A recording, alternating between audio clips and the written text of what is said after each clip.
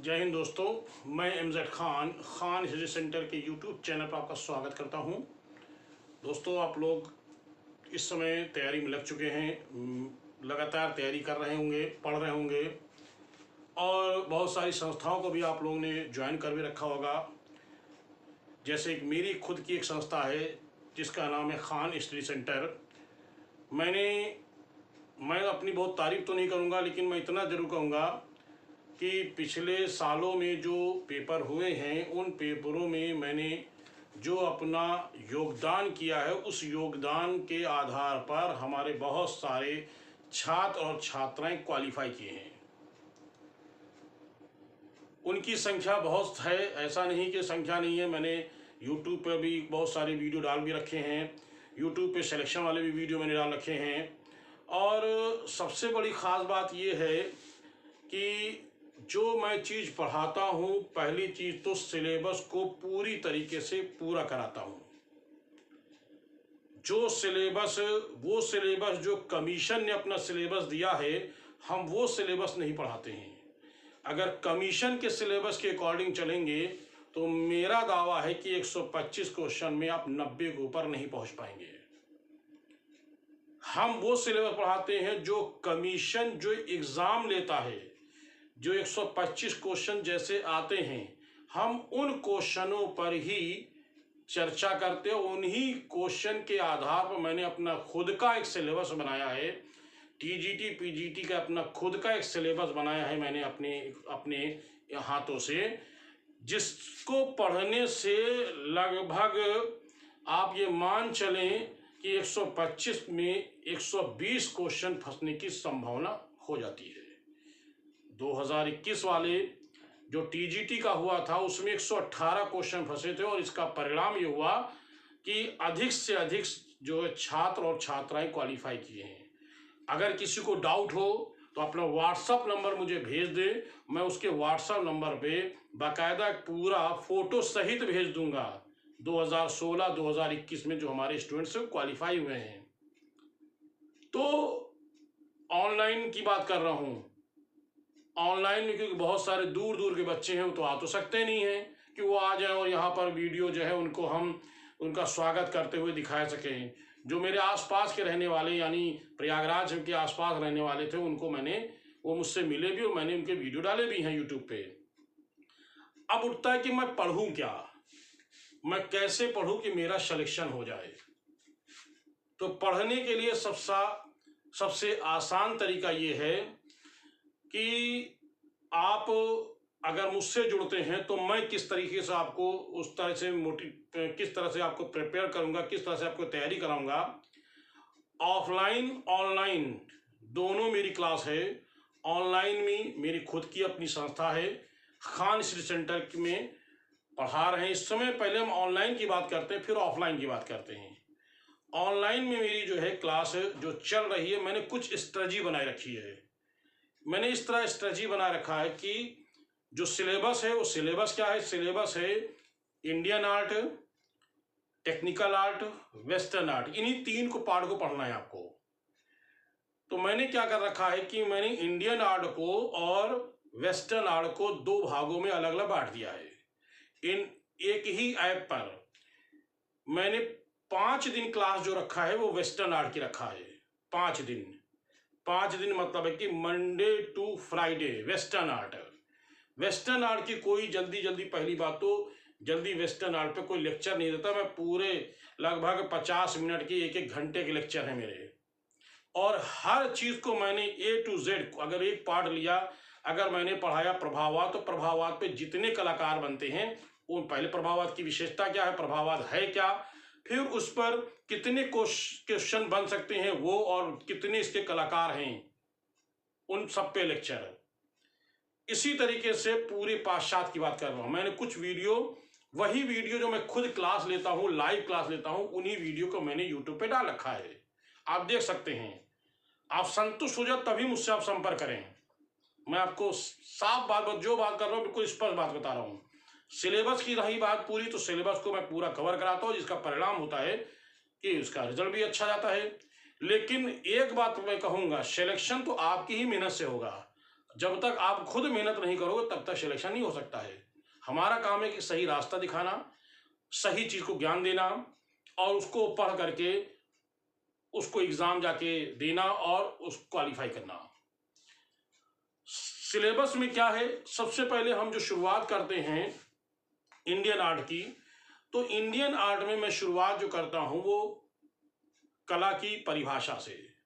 सीधा सीधा कला की परिभाषा लोग यही कहते हैं कि मानव की वह रचना जो उसके जीवन में सुख और आनंद प्रदान करती है वो कला कहलाती है। यानी जहाँ सुख और आनंद है वही कला है। लेकिन एक परिभाषा लोगों ने, बहुत सारे लोगों ने ध्यान नहीं दिया है। होता क्या है कि हम अपने जीवन में बहुत सारे काम करते हैं, जो काम में आनंद है, जिस काम में खुशी है, वही कला है, वही कला है। लेकिन एक परिभाषा वो भी है जिससे क्वेश्चन बनता है कि मानव के जीवन में किया गया कार्य का 16वां भाग ही कला है, या मनुष्य के जीवन में किया गया समय का 1 भाग ही कला है। क्वेश्चन पूछा जाएगा कि निम्नलिखित में से मानव के जीवन में किया गया कार्य का कौन सा भाग कला है, तो कहेंगे 16वां भाग कला है। या पूछा जाएगा समय का कौन सा भाग कला है, तो कहेंगे 1 भाग कला है। तो बाकी कहाँ चला गया? बाकी हमारा इतिहास हो जाता है। बाकी हमारा क्या हो जाता है? इतिहास हो जाता है। इसीलिए इतिहास का संबंध कला से और कला का संबंध इतिहास से जुड़ा हुआ है। दोस्तों, मैं आपको बता देता हूं। तो एक बात मैं आपसे बता देता हूं सीधे तरीके से कि कई ऐसे क्वेश्चन हैं जो हमारी परिभाषाओं में हैं, जो हमारे टाइटल में ही है, लेकिन उस पर ध्यान नहीं देते हैं, जो मैं ध्यान दिलवाता हूं अपने छात्र और छात्राओं को। तो एक सिलेबस क्या है, मोटा मोटा आपको आइडिया दे देते हैं। तो सबसे पहले कला की के समान परिचय में बहुत सारी चीज़ें बता देता हूं। कला की परिभाषा क्या है, कला की उत्पत्ति क्या है, कला का संधि विच्छेद क्या है, कला का अर्थ क्या है, कला कितनी भाषाओं में। अब जैसे कला की भाषा आती है तो कला संस्कृत भाषा का शब्द है, आप जानते हैं। अंग्रेजी में इसको आर्ट कहते हैं, फ्रेंच में भी इसको आर्ट कहते हैं, लैटिन में भी इसको हम कहते हैं, फ्रेंच भाषा में इसको आर्ट कहते हैं, लैटिन भाषा में इसको आर्टम या आर्च कहते हैं। लेकिन मैं 2 चीज़ और बता देता हूँ, जर्मन भाषा और यूनानी भाषा। जर्मन में इसको कुंस्त कहते हैं, कुंस्त, और यूनानी भाषा में इसको गिग्नेसो कहते हैं। ये नई चीज़ है थोड़ी सी। इसी तरीके से कितनी जगह कला का उल्लेख हमको मिलता है, देखते कितने लोग कमेंट करके बताते हैं कि कितने स्थानों पर हमें कला का 64 बार उल्लेख मिलता है। ये मैंने बताया है, कम से कम 6 से 7 स्थानों पर मिलता है। देखते कौन लोग हमारे जो छात्र हैं, जो मेरे वीडियो देखते हैं, सब्सक्राइब किए हैं, वो आंसर क्या देते हैं। खैर, तो बहुत सारे ऐसे स्टूडेंट्स हैं मेरे हैं जो वीडियो देखते हैं, लेकिन मैं कहूँगा कि आप मुझसे जुड़ें और सिलेक्शन पाने की संभावना को निश्चित करें, सिलेक्शन को निश्चित करें। मैं वीडियो बहुत नहीं डालता हूँ क्योंकि मेरे पास समय ही नहीं है। तो क्या है, स्टार्टिंग में हम लोग पढ़ेंगे कला का समान परिचय, सारी बातें बताऊंगा, फिर आ जाऊंगा हम लोग सीधे प्रागैतिहासिक पे। प्रागैतिहासिक में सीधे मैं प्रागैतिहासिक काल की चित्रकला नहीं शुरू करता हूँ, पहले शुरुआत करता हूँ, स्टार्टिंग बिल्कुल शुरुआत ही करता हूँ कि प्रागैतिहासिक क्या है, ये शब्द कहाँ से आया, किसने इसका प्रयोग किया। फिर मैं ये बताता हूँ कि प्रागैतिहासिक काल का जो मानव का जीवन था वो कैसे था।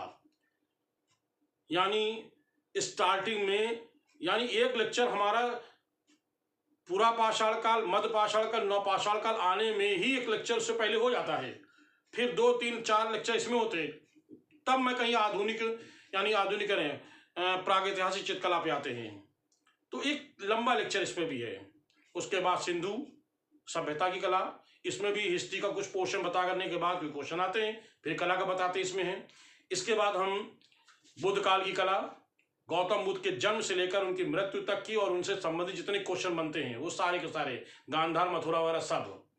फिर हम लोग सीधे आते हैं गुफाओं पर। गुफाओं में जितनी गुफाएं हैं, जो मेन गुफाएं हैं वो तो सब बताएंगे, बाकी छोटी छोटी भी गुफाएं, यानी हम जोगी मारा शुरू करते हैं। जोगी मारा, अजंता, बाघ, सित्तनवासल, सिगिरिया, बादामी, ठीक है, एलोरा, एलिफेंटा, ये सारी तो गुफाएं बताते ही हैं। बाकी अन्य भी है जैसे कन्हेरी, जुन्नार, है ना, ये सारी छोटी छोटी गुफाएं, जो उदयगिरी, खंडगिरी, सब गुफा बताते हैं। फिर कहीं हम लोग पूर्व मध्यकाल में आते हैं जिसमें हम आपको पाल, लभ्रंश, ठीक है, पाल, अपभ्रंश, जैन, ये एक लेक्चर पूरा एक ही लेक्चर में उसको समेटते हैं। 1.5 घंटे लेक्चर है ये। इसको इस तरह तोड़ तोड़ के नहीं पढ़ाते हैं, कब कब क्या परिवर्तन और कब कब इसको क्या कहा गया है, इस तरह इसको पढ़ाते हैं। यानी जो जिसको पाल शैली छोड़ने के बाद जो आपकी, जिसको हम अपभ्रंश शैली फाइनल लास्ट में बोलते हैं, फिर मुगल पे शुरू करने से पहले ईरानी बता देते हैं। ईरानी बस बाबर शुरू करते हैं, बाबर से लेकर के सीधे अंतिम कहाँ तक कि 1857 तक बहादुर शाह जफर तक जाते हैं। ये मुगल की बात कर रहा हूँ। इसी तरह मुगल के बाद हम लोग सीधे पहुँचते हैं राजस्थानी। होता क्या है कि अधिकतर टीचर जो हैं, अधिकतर जो है बहुत सारे स्टूडेंट भी हैं, मुगल तक तो तैयार कर लेते हैं, मुगल तक अच्छा लोग पढ़ा लेते हैं। सवाल उठता है राजस्थान का। राजस्थान की मेवाड़ से शुरू करते हैं और पूरा अंतिम लास्ट तक जाते हैं।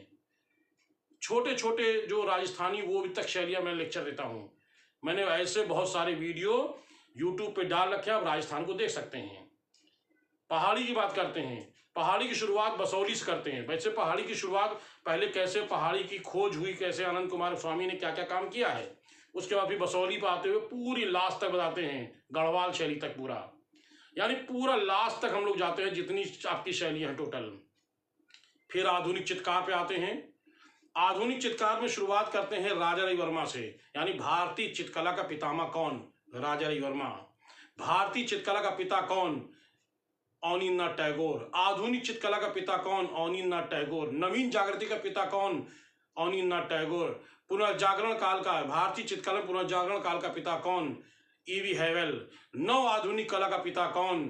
कहेंगे नंदलाल बसु। तो ये सारी बातें एक स्टार्टिंग में पहले दे देता हूँ।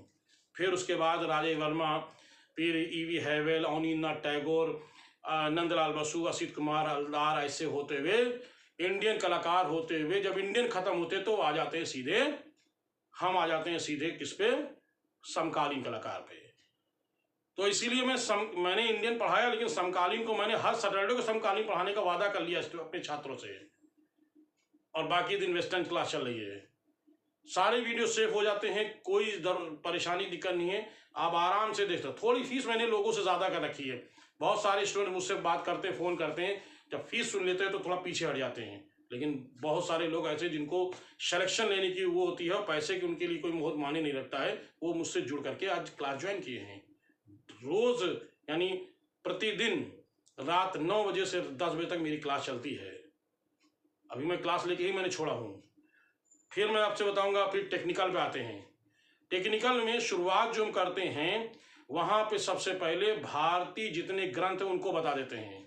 इसमें चित्सूत, चित्रलक्षण, चारों वेद, बाकी जितने जहाँ जहाँ कला आती है वो सारे ग्रंथ हैं। उन ग्रंथों के बाद फिर हम लोग सीधे आ जाते हैं भित्ति चित्र, यानी म्यूरल पेंटिंग। म्यूरल पेंटिंग में जैसे फ्रेस्को बीनो, फ्रेस्को सिक्को, टेम्परा, सग्राफिटो, उसके बाद फिर बाटिक, बंधेज, ये सब होते हुए सारे जो कला के जो संयोजन वगैरह जो होते हैं सब का सब उसको लेक्चर देते हैं लास्ट तक। इसका भी कम से कम लगभग 20 से 25 दिन इसकी जो है खाली टेक्निकल क्लास होती है।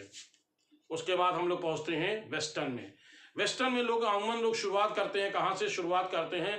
प्राचीन काल से। मैं शुरुआत करता हूँ आधुनिकता से, और आधुनिकता की शुरुआत वहाँ से करते हैं जहाँ से कहा गया है कि आधुनिक कला के जन्मदाता फ्रांस में, उसके जन्मदाता जो है उत्तर प्रभाववादी कलाकार जो है पॉल सेजान और वान गो, वहाँ शुरुआत करते हैं। ये झलक हमको दिखने लगती कहाँ से? हमको ये झलक दिखाने लगती है राकाको शैली से। तो राकाको, फिर राकाको के बाद नवशास्त्रीयतावाद, फिर रोमांसवाद, फिर बारबीजा, यथार्थवाद होते हुए प्रभाववाद, उत्तर प्रभाववाद, फाववाद, घनवाद, ऐसे होते हुए हम लास्ट तक जाते हैं। हम पीछे से आगे की ओर बढ़ते हैं, जहाँ से क्वेश्चन आने की संभावना होती है मैं वहाँ से स्टार्ट ज़्यादा करता हूँ, उन चीज़ पर फोकस ज़्यादा करता हूँ जहाँ से क्वेश्चन आते हैं। तो मैं एक बात कहूँगा दोस्तों कि बहुत सारे लोग यूट्यूब पे जो है कला पढ़ाने वाले हैं, मैं नहीं कहूँगा भाई वो भी अच्छे ही पढ़ाते होंगे, लेकिन मैं अपने को कहता हूँ कि अगर मुझसे कोई जुड़ता है तो सिलेक्शन के चांस बढ़ जाते हैं। इसलिए क्योंकि मैं सिलेबस को पूरा टच करा देता हूँ, सिलेबस को पूरा बता देता हूँ, एक्स्ट्रा चीज़ें भी बताते रहते हैं। प्रत्येक संडे को टेस्ट भी रखते हैं, और प्रत्येक शनिवार को इंडियन आर्ट पढ़ाते हैं, और प्रत्येक जो है यानी मंडे टू फ्राइडे जो है वेस्टर्न आर्ट क्लास चल रही है। अब इसके वेस्टर्न का फिर टेक्निकल आ जाएगी। तो मैं ये नहीं कहता हूँ कि आप पूर्णतः मुझसे जुड़े हैं। मेरे सारे वीडियो यूट्यूब पे पड़े हैं, खान स्ट्रीट सेंटर के नाम से या आर्ट बाई एमजेड खान के नाम से आप डाल करके सर्च करके सब्सक्राइब करके आप उसको देख सकते हैं। अगर आप उससे संतुष्ट हो तो मुझसे जुड़िए और आने वाले समय में सफलता पाने के लिए निश्चित हो जाइए। तो मैं ज़्यादा नहीं बोलूँगा। मैंने ये ऑनलाइन की मैंने बात बताई। ऑफलाइन की बात बताई, प्रयागराज से मैं हूँ। प्रयागराज में ऊपर वाले क्रम से लगभग 5-6 जगह मेरी क्लास चल रही है। फिलहाल सबसे पहले मैं बता देता हूँ कि मेरी जो है सबसे पहले एक सुबह क्लास है, वो आपके अल्लाहपुर में हाशिमपुर चौराहे पर देव प्रयागा माइस एकेडमी में, वहाँ मेरी 2 क्लास हैं। एक नया बैच मेरा मंडे से स्टार्ट हो रहा है। एक सुबह मेरी क्लास है वो 7:30 बजे से है और दूसरी क्लास शाम को 3 बजे से शुरू हो रही है। जो लोग ऑफलाइन करना चाहते हैं मुझसे संपर्क कर सकते हैं। वो उन लोगों के लिए जो अल्लाहपुर साइड वाले हैं, जो बघाड़ा साइड वाले हैं। सलोरी की बात करते हैं, सलोरी में मेरी क्लास जो है वो 9 बजे से है। अभी एक नया बैच मंडे शुरू होने वाला है, यानी परसों से, वो शाम को जो है 6:15 बजे से है। ठीक है, 6:15 क्या 6:30 बजे से है। ये 2 बैच बता रहा हूँ सलोरी में। सलोरी में कोचिंग का नाम है शिवम क्लासेस है, शिवम क्लासेस के नाम से है। आप उसमें जा करके अपनी क्लास ज्वाइन कर सकते हैं। फिर गोविंदपुर की बात करता हूँ। गोविंदपुर में भी मैंने 2-4 दिन पहले नया बैच शुरू किया हूँ और वो मंडे से भी नए पहाड़ पे आएंगे। वो है आपका किसान IAS एकेडमी, जो या किसान एकेडमी कह सकते हैं। वो गोविंदपुर जिशान मार्केट में संस्था है, वहाँ पे भी आप मुझसे ज्वाइन कर सकते हैं। आप चाहो तो मुझसे ऑफलाइन जुड़ सकते हो, चाहो तो मुझसे ऑनलाइन जुड़ सकते हो। दोनों तरह की मैंने सुविधा कर रखी है। दोनों तरह से मैंने, अब कहोगे सर ऑफलाइन ऑनलाइन में क्या अंतर है? ऑनलाइन में सिर्फ इतना अंतर है कि मैं सारा का सारा लेक्चर बोलता हूँ, बोल के ही आपको खुद नोट्स बनाना होगा। ऑफलाइन में होता है कि मैं लेक्चर देने के बाद खुद लिखाता हूँ और आमने सामने जो पूछना हो मुझसे पूछ सकते हैं। तो थोड़ा से ऑफलाइन से ऑनलाइन से ऑफलाइन की फीस थोड़ी ज़्यादा है। अब फीस के बारे में इस पर नहीं बताऊंगा कि मेरी ऑनलाइन की फ़ीस क्या है, मेरी ऑफलाइन की फ़ीस क्या है। आप चाहो तो मुझे जो नंबर दिया गया है उस नंबर पर आप मुझसे फ़ोन पे बात कर सकते हो कि सर क्लास ज्वाइन करना है तो कैसे ज्वाइन करें। तो चलिए फिर हम एक नए वीडियो के साथ जल्दी मिलेंगे। समय नहीं मिलता इसलिए मैं आपके पास वीडियो नहीं डाल पाता हूँ। वो वीडियो डाल देता हूँ जो लाइव क्लास खुद लेता हूँ, मैं वही वीडियो डाल देता हूँ। लोग उसी वीडियो से मेरे संतुष्ट हैं, उसी से मुझसे लोग एडमिशन ले लेते हैं। ठीक है, मैं स्पेशल कुछ नया नहीं बनाने का प्रयास करता हूँ, कुछ सजावटी तरह दे दूँ जिससे आप पूरी तरह आप मुझसे इंप्रेस हो करके और क्लास ज्वाइन कर लें। उसके बाद फिर आप कह रहे यार तो मैं फंस गया। ऐसा कुछ भी नहीं। जो यथार्थ है, जो दिख रहा वही, जो मैंने वीडियो डाला वही यथार्थ है, वही उसी अकॉर्डिंग तरह चलेंगे हम। तो चलिए फिर अगर आप मुझसे जुड़ते हैं तो मुझसे फ़ोन करके संपर्क करें। चलिए, जय हिंद, गुड नाइट।